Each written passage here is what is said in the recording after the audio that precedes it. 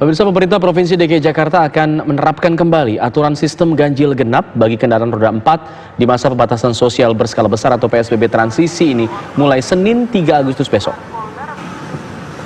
Sejumlah polisi wanita memberikan sosialisasi penerapan aturan ganjil genap di Bundaran Hotel Indonesia pada Minggu pagi tadi.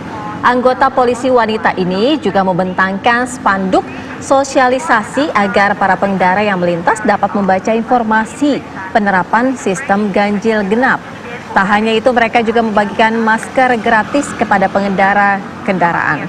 Sistem ganjil genap bagi kendaraan roda 4 akan diberlakukan di 25 ruas jalan DKI Jakarta yang saat ini sudah memasuki masa PSBB transisi tahap ketiga.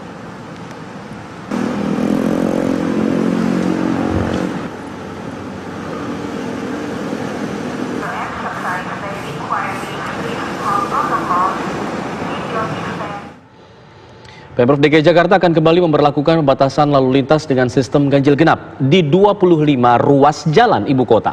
Pembatasan ganjil genap ini akan mulai berlaku Senin esok. Lalu seperti apa aturan ini nantinya akan diterapkan dan bagaimana tanggapan dari warga Jakarta? Berikut informasi reporter Fahada Indi dan juru kamera Bayu Rustam.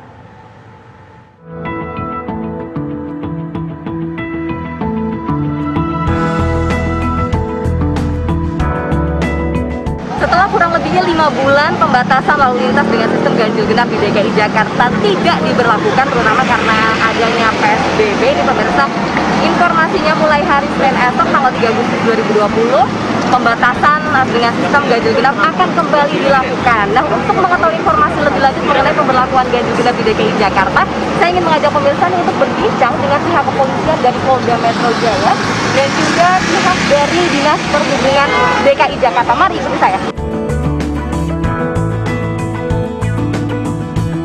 Nah, pemirsa, saya sudah bersama dengan Dilantas Polda Metro Jaya, ada Kombes Pol Sambodo Purnomo Yogo dan juga ada Kadishub DKI Jakarta, Bapak Syafin Liputo. Bapak, bagaimana kabarnya, sehat? Sehat, alhamdulillah sehat. Pak, ini saya mau tanya dulu ke Pak Syafin Liputo, ini mengenai pemberlakuan pembatasan lalu lintas ganjil genap di DKI Jakarta. Ini operasionalnya, alasannya dulu nih Pak, alasannya ini dalam rangka apa sih Pak sebenarnya? Ya, baik. Jadi perlu dipahami saat ini kita masih berada pada pandemi COVID-19. Dari hasil evaluasi kami, mobilitas warga di tengah-tengah pelaksanaan PSBB masa transisi itu sangat tinggi. Dan oleh sebab itu, pemerintah Provinsi DKI Jakarta sebenarnya sudah melakukan pengaturan agar mobilitasnya tidak tinggi dengan pola kerja waktunya dibagi.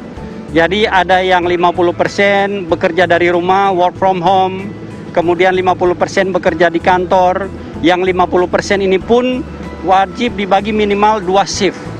Artinya dengan pola itu, maka tidak terjadi kepadatan atau pergerakan orang yang tinggi.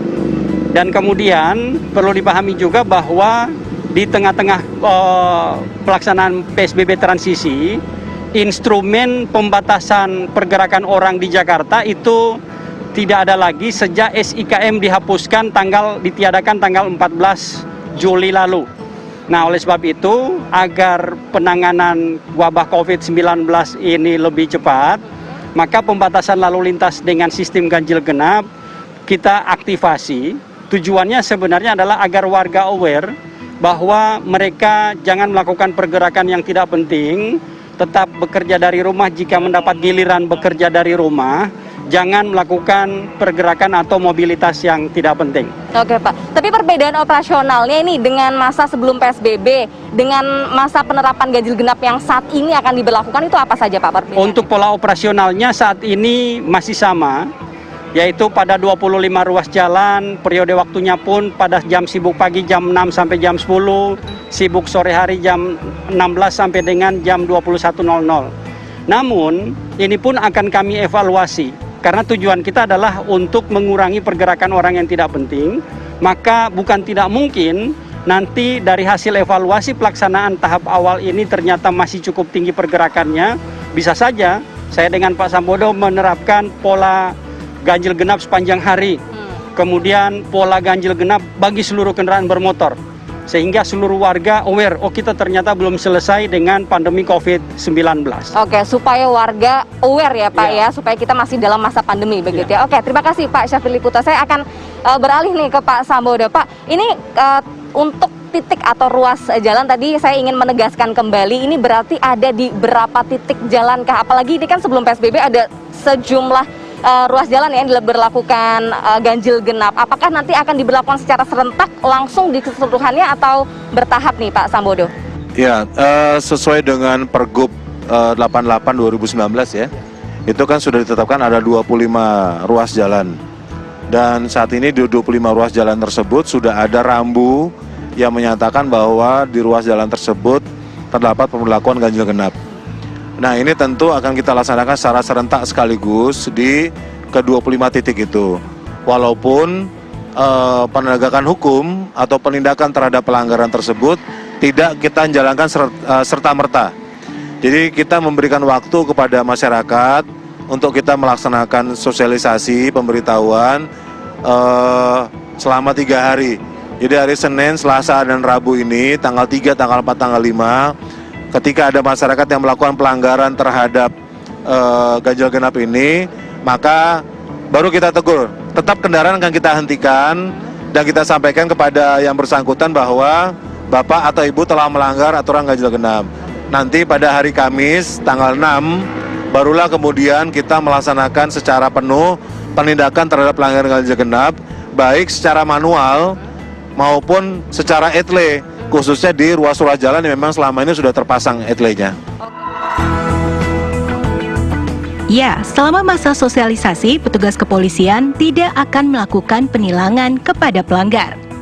Para petugas hanya akan menegur dan menyosialisasikan pengendara jika melanggar. Tidak hanya penilangan secara manual, tilang elektronik, etle juga tidak akan mencatat ganjil genap sebagai pelanggaran. Nah, diharapkan masyarakat akan mulai menaati aturan ganjil genap pada masa sosialisasi.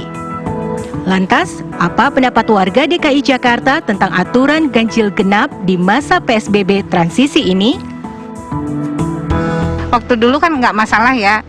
Cuman kalau misalnya karena corona ini saya kurang paham ya. Kalau misalnya dari PSBB ini atau misalnya perusahaan kayak misalnya saya kita tidak memberlakukan work from home, semuanya harus ke office. Dengan ganjil genap ini kan artinya akan seperti biasa, nggak ada pandemi ya. Saya jadinya concernnya gimana sama orang yang harus pakai public transportation gitu ya. Kalau pakai public transportation artinya harus siap dong gitu ya. Kalau enggak kan mau nggak mau harus melindungi diri ya pakai mobil pribadi pasti gitu. Saya netral aja ya. Mungkin ini untuk kebaikan kita warga Jakarta juga. Selama ini kita bisa percayakan untuk yang terbaik, ya kita coba jalankan dulu deh begitu. Itu respons saya.